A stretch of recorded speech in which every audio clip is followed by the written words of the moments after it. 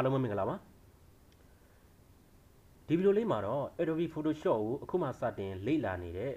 ဒါအခုမှစတင်အသုံးပြုနေတဲ့ကျွန်တော်ရဲ့ဒါညီကောင်မောင်နှမတွေမိတ်ဆွေတွေအတွက်ကိုဒီဗီဒီယိုလေးကကျွန်တော်မျှဝေခြင်းဖြစ်ပါတယ်။ဘာလဲဆိုတော့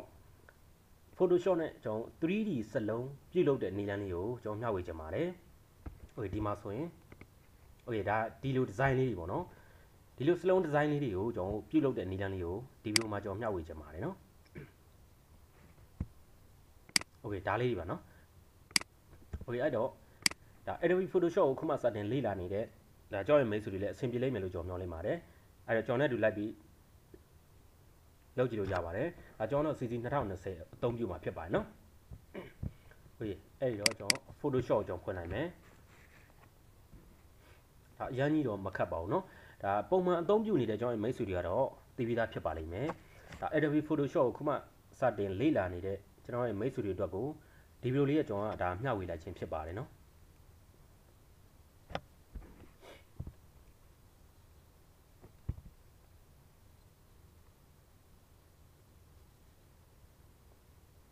โอเคဒီနေ့မှာကျွန်တော်က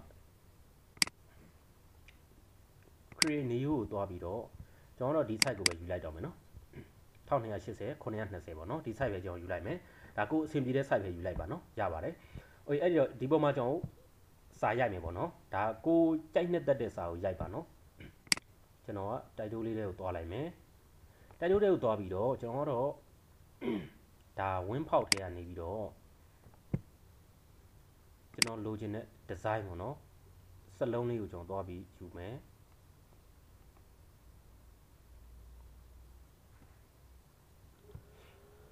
စက်လုံး design မှာကျွန်တော်က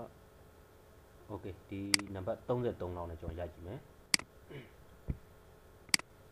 okay ဒါပထမဆုံး color တော့ပြဿနာမရှိဘူးเนาะကိုကြိုက်နှစ်သက်တဲ့ color ကိုပထမထားလို့ရတယ်เนาะဒါကျွန်တော်ကတော့ဒီလောက်ကိုရိုက်ထည့်လိုက်မယ် oh sorry သူကမြန်မာ font ကြီးဖြစ်သွားပြီเนาะ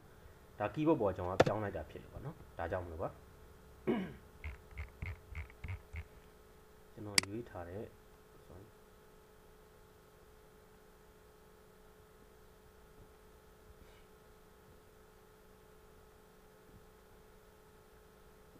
ကျွန်တော်တော့ဒါ33နဲ့ပဲကျွန်တော်ရိုက်လိုက်မယ်เนาะဒါ33ပေါ့เนาะ font 33နဲ့ရိုက်မယ် okay เนาะ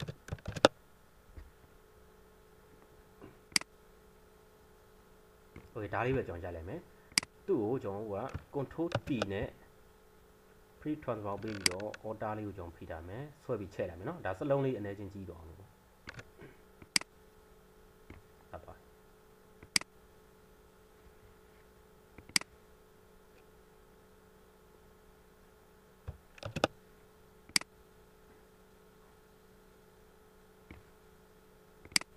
ရပါပြီเนาะ okay ရပြီဆိုရင်ကျွန်တော်ကဒီမှာ background layer ပေါ်မှာသွားပြီးတော့ background layer ပေါ်မှာကို right click နှိပ်မယ် right click နှိပ်ပြီးတော့ဒီအောက်ဆုံးမှာရှိနေတဲ့ postcard ဆိုတဲ့ကောင်လေးကိုတစ်ချက်နှိပ်ပေးလိုက်ပါမယ်เนาะ postcard ကိုကျွန်တော်နှိပ်ပေးလိုက်မယ် okay သူ့ကိုဒီမှာ yes ပေးလိုက်ပါเนาะတကယ်လို့ပေါ်လာရင်ပေါ့เนาะ okay အဲ့တော့ကျွန်တော်ဒီအပေါ်မှာရှိနေတဲ့ကျွန်တော်ရဲ့ဒီစလုံး layer လေးပေါ်မှာတစ်ချက်ပြန် click လိုက်မယ်เนาะဆက်လက်ပိတ်ပြီးဆိုတာနဲ့ကျွန်တော်က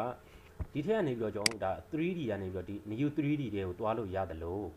ကျွန်တော်ကဒီပုံမှာ right click နှိပ်ပြီးတော့လေဒီအောက်မှာပေါ့နော်ဒီမြားလေးကိုဖြီးချလိုက်မယ်ဆိုရင်ဒီအောက်ဆုံးမှာရှိနေတဲ့ new 3D extraction ဆိုတဲ့ကောင်လေးကိုဝင်လို့ရပါတယ်เนาะအတူတူပါပဲသူ့ထည့်ကြောင်ဝင်လိုက်မယ် okay ရပြီဆိုရင်ကျွန်တော်တို့ကဒါဒီထဲမှာတော့ကိုကြိုက်နေတဲ့လို့ပြောင်းလို့ရပါသေးတယ်เนาะဒါကျွန်တော်တော့မပြောင်းတော့ဘူး okay ဒီမှာကြတော့ဒီအပေါ်ဆုံးမှာရှိနေတဲ့ဒီ layer ကြတော့ကျွန်တော်ရဲ့ဒီစက်လုံးရဲ့ဒီကျွန်တော်ခုမျက်နှာตาပေါ့နော်ဒီမျက်နှာပြင်ပေါ်မှာတွေ့နေရတဲ့အယောင်ဖြစ်ပါတယ်နော်ဒါမျက်နှာตาပါသူ့ကိုလည်းကျွန်တော်ကဒီမှာ color ပြောင်းမယ်ပေါ့နော်ဒါမိတ်ဆွေတို့ကတော့ကိုကြိုက်နှစ်သက်တဲ့ color ကိုလိုက်ပြီးဒီထက်မှာလိုက်ရွေးပြီးပြောင်းလို့ရပါတယ်နော်ကျွန်တော်ကတော့ဒါဒီကောင်လေးကိုပဲကျွန်တော်ရွေးလိုက်မယ်ဒါဆိုသူကဒီရှေ့မျက်နှာตาကိုထည့်ပြီးသွားပြီပေါ့နော်ဒါ color ရောက်သွားပြီ color ရောက်သွားပြီဆိုရင်ကျွန်တော်ဒီတတိယမြောက်ထဲဝင်လိုက်ပါနော်ဒီမှာဆိုရင်တတိယမြောက်လေးတွေကိုတစ်ချက်ဝင်လိုက်မယ်အလဲကကျတော့ကျွန်တော်ဒီ font ပေါ့နော်ကျွန်တော်ဒီတတိယမြောက်ထဲဝင်လိုက်မယ်တတိယမြောက်ထဲကကြတော့ကျွန်တော်ဒီနောက်မှာရှိနေတဲ့အရိပ်ပေါ့နော်ဒီအရိပ်ရဲ့အယောင်ကိုကျွန်တော်ထည့်မှာဖြစ်ပါတယ်နော်နောက်ရဲ့အရိပ်ပေါ့နော်ကျွန်တော်ဒီ အခုဆိုရင် तू ကအမဲဖြစ်နေတယ်အဲ့ဒီထဲမှာကျွန်တော်တို့ကကိုကြိုက်နေတဲ့ကာလာသွင်းရမှာပေါ့နော်အဲ့တော့သူ့ထဲကိုလည်းတစ်ချက်ဝင်လိုက်မယ်ဝင်ပြီးတော့ကျွန်တော်တော့ဒီကောင်လေးကိုပဲကျွန်တော်ထည့်လိုက်တော့မယ်နော်ဒီဟာလေးကိုပဲကျွန်တော်ထည့်လိုက်မယ်โอเคထည့်ပြီးသွားရင်သူ့ကိုလည်းကျွန်တော်တို့ကဒီမှာဒီ glow ဆိုတဲ့ကောင်လေးကိုကျွန်တော်10%လောက်တင်ပေးလိုက်မယ်နော်ခုနကတော့ကျွန်တော်ဒီမှာဒီအပေါ်ဆုံးကဒီမျက်နှာသားလေးကိုလည်းကျွန်တော်10%လောက်ကျွန်တော်တင်ပေးလိုက်မယ်နော်โอเคဒီလောက်ကိုကျွန်တော်တင်ပေးလိုက်မယ်ရပြီဆိုတာ ਨੇ ကျွန်တော်ကဒီမှာရှိနေဒီအရိပ်ပေါ့နော်ဒီအရိပ်လေးကိုကျွန်တော်ကဒီထည့်ကိုထည့်မယ်ဆိုရင်ဒီအပေါ်မှာရှိနေဒီမီးလုံးလေးတို့ဟာလေးပေါ့နော်ဒီ light ဆိုတဲ့ကောင်လေးကိုကျွန်တော်တစ်ချက်ကလစ်လိုက်မယ်တစ်ချက်ကလစ်လိုက်တာ ਨੇ ဒီလိုပေါ်လာမယ်သူ့ကိုဒီကောင်လေးကိုဆွဲပြီးတော့ကျွန်တော် light ပြီးဒီမှာချိန်လို့ရတယ်နော်โอเคဒီလိုလေးပဲကျွန်တော်ထည့်လိုက်မယ်သူ့ကိုနော်ရပြီဆိုရင် shadow ဆိုတဲ့ကောင်လေးကိုနည်းနည်းလေးဆွဲတင်ပေးလိုက်မယ်โอเคနော်ဒီလောက်ဆိုရသွားပြီရပြီဆိုရင်ကျွန်တော်တို့ကဒီမှာရှိနေတဲ့ layer ဆိုတဲ့ကောင်လေးတွေဝင်လိုက်မယ်နော်ဒီမှာ layer box ထဲကိုကျွန်တော်ထပ်သွားပါမယ်နော် layer box ထဲကိုသွားလိုက်မယ် layer box ထဲကိုသွားပြီးပြီဆိုရင်ကျွန်တော်တို့က background layer နဲ့ကျွန်တော်ဒီကျွန်တော်ရဲ့ဒီစလုံး layer နဲ့ကိုကျွန်တော်တို့ကသူ့ကိုမတ်လုပ်ပေးရမှာဖြစ်ပါတယ်နော်သူ့ကို select ပေးလိုက်မယ် control ဖိထားပြီးတော့လည်း select ပေးလို့ရပါတယ်နော်ရှစ်ကိုဖိထားပြီးတော့လည်း select ပေးလို့ရတယ်ဒါနှစ်ခုလုံးကျွန်တော်ကဒီမှာဆိုရင် select ပေးသွားပြီပေါ့နော်select ပေးပြီးဆိုတာနဲ့ကျွန်တော်ကဒီမှာ 3D ထဲကိုဝင်ပြီးတော့ဒီမှာဒုတိယမြောက်မှာရှိနေတဲ့ map 3D layer ဆိုတဲ့ကောင်လေးကိုနှိပ်ပေးလိုက်ပါနော်။ဘာကြောင့်လဲဆိုတော့ကျွန်တော်ဒီစလုံး layer နဲ့ background layer နဲ့ကိုကျွန်တော်ကတလွားတည်းဖြစ်သွားအောင်လို့သူက map လောက်လိုက်တာပေါ့နော်။ပေါင်းလိုက်တဲ့သဘောပါပဲနော်။သူ့ကိုကျွန်တော်နှိပ်လိုက်မယ်။ဒါဆိုသူကဒီမှာဆိုရင် layer တစ်ခုတည်းပဲဖြစ်သွားပြီနော်။ layer တစ်ခုတည်းပဲဖြစ်သွားပြီ။ Okay တစ်ခုတည်းဖြစ်သွားပြီဆိုရင်ဒီနေရာကျွန်တော်ကဘာလုပ်ဖို့ရှိတယ်လဲဆိုတော့ဒါ 3D တဲကိုထပ်ဝင်လိုက်မယ်နော် 3D တဲကိုဝင်လိုက်ပြီဆိုရင်ကျွန်တော်ဒီအောက်မှာရှိနေတဲ့ကျွန်တော်ဒီမှာ render 3D layer ဆိုတဲ့ကောင်လေးကိုကျွန်တော်ဝင်ပေးလိုက်မယ်ဒီနေရာမှာတခုကျွန်တော်သတိပေးချင်တာဒါလောက်ခုတဲ့မိတ်ဆွေတော့သိပါတယ်နော် render လုပ်မယ်ဆိုရင် तू ကမိနစ်အနည်းငယ်ကြာတယ်ပေါ့နော်ကျွန်တော်ကိုယ့်ရဲ့ကွန်ပျူတာပေါ်မှာမူတည်ပြီးတော့မိနစ်အနည်းငယ်စောင့်ရပါတယ်ဒါလေးကိုကျွန်တော်စောင့်ပေးလိုက်ပါနော် Okay သူ့ကိုကျွန်တော်ဝင်လိုက်မယ်နော်ဘာကြောင့်လဲဆိုတော့ဒီလိုဝင်လိုက်မှသာလျှင်ကျွန်တော်ရဲ့ဒီ background နဲ့စက်လုံးတွေက तू ကဘယ်လိုလဲဆိုတော့ချောမွေ့ပြီးတော့ပေါ့နော်ဒီတသားတည်းပို့ပြီးတော့ကြည့်လို့ကောင်းတဲ့ပုံစံလေးဖြစ်သွားမှာပေါ့နော်ဒါကြောင့်သူ့ကို render 3D layer ဆိုတဲ့ကောင်လေးကိုဝင်လိုက်မယ်နော်ကျွန်တော်ဒီ keyboard ပေါ်ကနေနှိပ်ချင်တယ်ဆိုရင်တော့ Alt Shift Control R ကိုကျွန်တော်နှိပ်လို့ရပါတယ်နော်ဒါကျွန်တော်ကတော့သူ့ထဲဝင်လိုက်မယ်သူ့ကို cancel လုပ်ချင်တယ်ဆိုရင်တော့ကျွန်တော်ဒီမှာ ESC ဆိုတဲ့ဒီကျွန်တော် shortcut လေးကိုနှိပ်လိုက်တာနဲ့သူကဒီ cancel ဖြစ်သွားပါမှာနော်သူ cancel နှိပ်ချင်တယ်ဆိုရင်ပေါ့နော် Okay ဒါကတော့အနေချင်းကျွန်တော်မိနစ်အနည်းငယ်စောင့်ရတာဖြစ်တဲ့အတွက်ကြောင့်မလို့ကျွန်တော်တော့ဒါဒီဗီဒီယိုလေးကိုပတ်ခဏလောက်ပေးထားလိုက်မယ်ပေါ့နော်ဒါပြီးတော့ရင်တော့ကျွန်တော်ပြန်လာခဲ့ပါမယ်နော်ဘာကြောင့်လဲဆိုတော့ तू ကမိနစ်အနည်းငယ်စောင့်ရပါတယ်နော်ဒီနေရာလေးမှာကြတော့ပြီးတော့ရင် तू ကဒီလိုအနေထားမဟုတ်တော့ပါဘူးနော်ခဏလေးကျွန်တော်ပတ်ပေးလိုက်ပါမယ် Okay ဒါဆိုရင်တော့ကျွန်တော်က render လုပ်ပြီးသွားပြီပေါ့နော်ဒါမိနစ်အနည်းငယ်တော့ကျွန်တော်စောင့်ပေးရပါတယ်နော်ဒါကျွန်တော်ဒီလိုမျိုး 3D စလုံးလေးတွေလုပ်ချင်တယ်ဆိုရင်တော့ဒီ render လုပ်တဲ့နေရာမှာကျွန်တော်ဒါမိနစ်အနည်းငယ်တော့စောင့်ပေးဖို့လိုပါတယ်โอเคဒါဒီလိုဆိုရင်ပြီးသွားပြီပေါ့နော်ကျွန်တော်ဒီ render မလုပ်ခင်နဲ့လုပ်ပြီးသွားတဲ့အခြေအနေဆိုကြည့်ကြည့်ပါနော်ကျွန်တော်စလုံးနဲ့ကျွန်တော်ဒီနောက်ခံ background တွေကတော်တော်လေးကိုဒါဟိုဘယ်လိုပြောမလဲဆိုတော့စလုံးကလည်းပို့ပြီးတော့ချောပြီးတော့ကြည့်လို့လည်းအရန်ကောင်းတယ်ပေါ့နော်တော်တော်လေးအဆင်ပြေလာပြီโอเคဒီလိုပြီးသွားပြီဆိုရင်ကျွန်တော်တို့က render လုပ်ပြီးသွားပြီဆိုရင်ပေါ့နော်ဘယ်ထဲကိုသွားမလဲဆိုတော့ဒီ layer ပေါ်မှာကိုကျွန်တော်တစ်ချက် right click ထောက်လိုက်ပါ right click နှိပ်ပြီးတော့ကျွန်တော်ဒီမှာရှိနေတဲ့ raster layer ဆိုတဲ့ကောင်လေးကိုတစ်ချက်နှိပ်ပြီးလိုက်ပါနော် Okay ဒါဆိုရင် तू က layer အဖြစ်ပြောင်းသွားပါပြီနော် Okay ဒါ layer အဖြစ်ပြောင်းပြီးသွားပြီဆိုရင်တော့ကျွန်တော်တို့ကဒီပေါ်မှာဒါဒီအနားအရစ်လေးနည်းနည်းလေးထည့်မှာဖြစ်တဲ့အတွက်ကြောင့်မလို့ဒီမှာရှိနေတဲ့ဒီအောက်ဆုံးမှာပေါ့နော်ဒါ magic box 2ဆိုတဲ့ကောင်လေးကိုတစ်ချက်ယူလိုက်မယ် Okay magic box 2ကိုယူပြီးတော့ဒီပေါ်မှာကျွန်တော်တစ်ချက်ကလစ်လိုက်မယ်နော်တစ်ချက်ကလစ်လိုက်ရင် तू က select ပေးလိုက်မယ် select ပေးပြီးသွားပြီဆိုရင်ဒီ magic box 2ကကြတော့တော်တော်များများသိပြီးသားဖြစ်ပါလိမ့်မယ်နော်ကာလာတစ်ယောင်နဲ့ဆိုရင် तू ကဒီမှာဒါ select ပေးသွားလိမ့်မယ်နော် Okay အဲ့တော့သူ့ကိုဒီမှာတစ်ချက်ကလစ်လိုက်မယ်နောက်ထပ်ဒီစလုံးပေါ်မှာ select ပေးဖို့ရတော့က8ကိုဖိထားမယ်နော်8 key ကိုဖိထားပြီးတော့ကျွန်တော်ဒီမှာ select ထပ်ပေးမယ်နောက်ထပ်8 key ကိုပဲဖိထားပြီးတော့ select ထပ်ပေးလိုက်မယ်ဒါဆို तू က select တွေအားလုံးရသွားပြီပေါ့နော် select တွေရပြီးသွားပြီဆိုရင်တော့ကျွန်တော်ကနောက်ထပ်ဒီ color လေးတစ်ခုထည့်မှာဖြစ်တဲ့အတွက်ကြောင့်မလို့နယူး layer ကိုသွားပါမယ်နော်နယူး layer တစ်ခုယူပြီးတော့ဒီအပေါ်မှာ ဒါကျွန်တော်ကကျတော့ဒီ window ကနေပြီးတော့ wall speed တွေကနေပြီးတော့ကျွန်တော်ဒီမှာ motion ဆိုတဲ့ကောင်လေးခဏပြောင်းလိုက်မယ်နော်ဒါမှသူ့ရဲ့ဒီ tool bar တွေကပြောင်းလို့ရမှာဖြစ်လို့ပါနော်သူ့ကိုကျွန်တော်ဒီမှာ paint bucket tool တွေကိုကျွန်တော်ရွေးလိုက်မယ်နော်ရွေးပြီးတော့ color တွေကိုသွားပါမယ် color mode ထဲကိုရောက်ပြီဆိုတာနဲ့ဒီပုံမှာကိုကျွန်တော်တစ်ချက်ကလစ်လိုက်မယ်ဒါဆိုအပြာလေးရောက်နေနေမယ်သူ့ကိုအနည်းလေးကျွန်တော်ကဓာတ် color လေးပေါ့နော်ဓာတ် color လေးကျွန်တော်ထည့်လိုက်မယ် okay ဓာတ် color လေးယူလိုက်မယ်ရပြီဆိုရင် okay ပြီးလိုက်မယ်သူ့ပုံမှာတစ်ချက်ကလစ်လိုက်မယ်ဒါဆိုသူကဓာတ် color ရသွားပြီနော် okay ဒါဓာတ် color ရပြီးသွားပြီဆိုရင်ဒီ select တိုင်ကိုထားပြီးတော့ဘယ်ထဲကိုသွားမလဲဆိုတော့အပေါ်မှာရှိနေတဲ့ select ဆိုတဲ့ကောင်လေးတွေဝင်မယ် select ဆိုတဲ့ကောင်လေးတွေဝင်ပြီးတော့ကျွန်တော်တို့က modify ပေါ့နော် modify နဲ့ကနေပြီးတော့မှဒီအောက်မှာရှိနေတဲ့ဒီမှာ contrast ဆိုတဲ့ကောင်လေးတွေဝင်လိုက်မယ်နော် okay အရင်ဗီဒီယိုတစ်ခုမှာတော့ကျွန်တော်ဒါ expand ကိုကျွန်တော်အသုံးပြုတော့ပါဘောနော် expand ကြတော့ကျွန်တော်ဒီဘေးမှာခြုံချက်လုပ်တဲ့ခါဒီမှာဒါချဲ့တဲ့ခါဒီမှာအသုံးပြုတယ်ပေါ့နော်ဒါကကြကျွန်တော် contrast ပေါ့နော်ဒီရဲ့ select ကိုကျွန်တော်အတွင်းကိုချုပ်မှာဖြစ်တဲ့အတွက်ကြောင့်မလို့ contrast ကိုကျွန်တော်သုံးမယ်သူ့ရဲ့ဒီ contrast ဘိုင်းပေါ့နော်ဒီ pixel size ကိုတော့ကိုကြိုက်နှစ်သက်တဲ့လောက်သုံးလို့ရပါတယ်နော်ဒါကျွန်တော်5ကို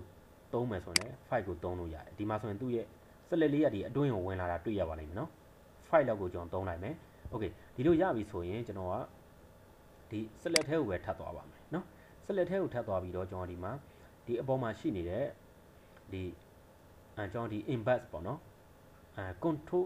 shift control i ပေါ့နော်ကျွန်တော်ဒီ keyboard ပေါ်ကနေနှိပ်မယ်ဆိုရင်သူ့ကိုကျွန်တော်နှိပ်လိုက်မယ်ဒါဆိုသူကအပြင် select ကိုရသွားပြီနော်ဒါသူ့ကိုအပြင် select ပေးတာပါပေးပြီဆိုမှကျွန်တော်က keyboard ပေါ်ကနေ delete ကိုကျွန်တော်နှိပ်လိုက်မယ်နော်ဒီကကြတော့ delete ကိုနှိပ်လိုက်တာဘာကြောင့်လဲဆိုတော့ဒီမှာဆိုရင်သူ့ရဲ့ color ဒါအနည်းချင်းလေးပဲရှိတယ်နော်ဒါကျွန်တော်က pixel size ကို5လောက်ပဲကျွန်တော်ထားလိုက်တာဖြစ်လို့နော်သူ့ကိုကျွန်တော်ဒီမှာ sorry control z နဲ့ကျွန်တော်ပြန်ပြီးတင်လိုက်မယ်နော် color ကိုကျွန်တော်နည်းနည်းလေးကျွန်တော်ဓာတ် color လေးပို့ပြီးတော့တွင်းလိုက်မယ်နော် okay ဒါအမှောင်ပိုင်းလေးကိုနည်းနည်းထပ်တွင်းလိုက်မယ်ပို့ပြီးတော့သိတာလောင်းလို့ပေါ့နော် okay ရပြီဆိုမှကျွန်တော် select ထဲကိုထပ်သွားမယ် modify နဲ့ကနေမှ contrast ကိုသွားမယ် file လောက်ကိုကျွန်တော်ပြန်ထားမယ် okay နော် file လောက်ပဲဖြစ်ဖြစ် sorry ကျွန်တော်ဒီမှာစစ်လောက်ကိုပဲကျွန်တော်ထားကြည့်မယ်နော်အနည်းချင်းနည်းနေတဲ့ဖြစ်တဲ့အတွက်ကြောင့် sys okay ဒီလောက်ကိုထားလိုက်မယ်တို့ရပြီဆိုရင်ကျွန်တော် select ထဲကိုထပ်သွားမယ်ဒီမှာ embed ကိုသွားလိုက်မယ်သူ့ကို keyboard ပေါ်နေပြီးတော့ delete ဆိုပြီးတော့ကျွန်တော်နှိပ်လိုက်မယ်ဒါဆိုရင်သူကဒီမှာအရေးလေးရသွားပြီနော်သူ့ရဲ့ okay သူ့ရဲ့ဒီကျွန်တော်ဘောင်လေးရသွားပြီနော်ဒီလိုပြီးသွားပြီဆိုရင်ကျွန်တော်ဒီမှာရှိနေတဲ့ create layer တွေကိုသွားပါမယ်နော်ဒါ adjustment layer တွေကိုသွားပြီးတော့မှ adjustment layer တွေကနေပြီးတော့မှကျွန်တော်ဒီမှာ color value တွေကိုသွားပါမယ်နော် color value တွေကနေပါဒီမှာကိုကြိုက်နှစ်သက်တဲ့ color လေးတွေကိုလိုက်ပြီးတော့ချိန်လို့ရပါပြီသူကကျွန်တော်တို့ဒီ background နဲ့ဒီစလုံး layer နဲ့က map လုပ်ပြီးတော့ runner ပြောင်းလိုက်တာဘာကြောင့်လဲဆိုတော့ကျွန်တော်တို့ဒီ color ချိန်တဲ့ခါဒီမှာသူကတသားတည်းဖြစ်သွားအောင်လို့ပေါ့နော်တသားတည်းဖြစ်သွားအောင်လို့ကျွန်တော်ဒါ runner လုပ်လိုက်တာဖြစ်ပါတယ်နော်ဒီမှာဆိုရင်ကြည့်ကြည့်ပါကိုကြိုက်နှစ်သက်တဲ့ color လေးတွေကိုလိုက်ပြီးရွေးချယ်ပြီးတော့ချိန်လို့ရပါပါတယ်เนาะဒီမှာဆိုရင် okay တို့ပြီးသွားပြီဆိုရင်နောက်ထပ် adjustment layer တွေကိုသွားပြီးတော့ value okay ဒါ level တွေကိုသွားပါမယ်เนาะ color ဒါ level ပေါ့เนาะ level မှာကျတော့ကျွန်တော်ဒါပို့ပြီးတော့လင်းနေသလားပို့ပြီးတော့မှောင်နေလားပေါ့เนาะဒါလေးတွေကိုကျွန်တော်လိုက်ပြီးချိန်ပြီးလို့ရပါတယ်เนาะ okay เนาะဒါဆိုရင်တော့ကျွန်တော်ပြီးတော့ပါပြီအားလုံးပေါင်းမယ်ဆိုရင်တော့ control shift e နဲ့ကျွန်တော်ပေါင်းလိုက်လို့ရပြီသူ့ကို save ကျင်တယ်ဆိုရင်ကျွန်တော်က save as နဲ့လည်းဝင်ပြီးတော့ save လို့ရပါတယ် okay เนาะသူ့ကို Gpad နဲ့ကျွန်တော် save လိုက်ပါမယ် desktop ပေါ်မှာ sorry ကြို့ပြော okay ဒီ file နဲ့ပဲကျွန်တော် save လိုက်ပါမယ်เนาะ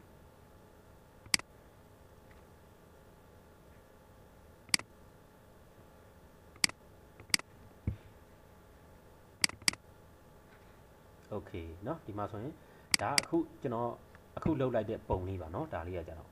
ဒါကကျွန်တော်အရင်လုတ်ထားတာပါဒါအခုလုတ်လိုက်တာပါเนาะဒီမှာဆိုရင်လည်းရှိပါသေးရဲ့เนาะโอเคအဲ့တော့ဒါ 3D စလုံးလေးတွေကို design လေးတွေဖန်တီးခြင်းနဲ့ဆိုရင်ဒီနည်းလမ်းလေးနဲ့ကျွန်တော်ဖန်တီးလို့ရပါတယ်အားလုံးလည်းကျွန်တော်ကျေးဇူးအများကြီးတင်ပါတယ်เนาะဒီ Adobe Photoshop ကိုခုမှစတင်လေ့လာနေတဲ့ကျွန်တော်ရဲ့မိတ်ဆွေတွေလည်းအားလုံးအဆင်ပြေလိမ့်မယ်လို့ကျွန်တော်မျှော်လင့်ပါတယ်ကျွန်တော်ဒီ runner လုပ်တဲ့နေရာမှာတော့အနည်းချင်းကျွန်တော်ဒီ runner ပေါ့နော်လုပ်တဲ့နေရာမှာတော့ဒါမိနစ်အနည်းငယ်တော့စောင့်ပေးလိုက်ပါနော် စောင့်ပေးပြီးရင်တော့အဆင်ပြေပါလိမ့်မယ်အဲ့တော့အားလုံးလည်းကျွန်တော်ကျေးဇူးအများကြီးတင်ပါတယ်ဒါကျွန်တော်ရဲ့ဗီဒီယိုလေးတွေကိုကြိုက်နှစ်သက်တယ်ဆိုရင်တော့ဗီဒီယိုလေးရဲ့အောက်နားမှာရှိနေတဲ့အနီအောင် subscribe လေးနဲ့ဘေးနားမှာပေါ်လာမယ့်ခေါင်းလောင်းလေးကိုမနှိပ်ရသေးဘူးဆိုရင်တော့တစ်ချက်စီလောက်နှိပ်ထားပေးခဲ့ဖို့ကျွန်တော်တောင်းဆိုပြရစီခင်ဗျာဆက်လက်ပြီးတော့လည်းကျွန်တော်ရဲ့ဗီဒီယိုလေးတွေကိုအားပေးကြပါအောင်လို့ကျွန်တော်တောင်းဆိုရင်းနဲ့မိတ်ဆွေတွေအားလုံးကိုတယောက်ချင်းစီကိုကျွန်တော်ကျေးဇူးအများကြီးတင်ပါတယ်အားလုံးပဲကိုယ်စိတ်နှပြကျန်းမာကြပါစေခင်ဗျာ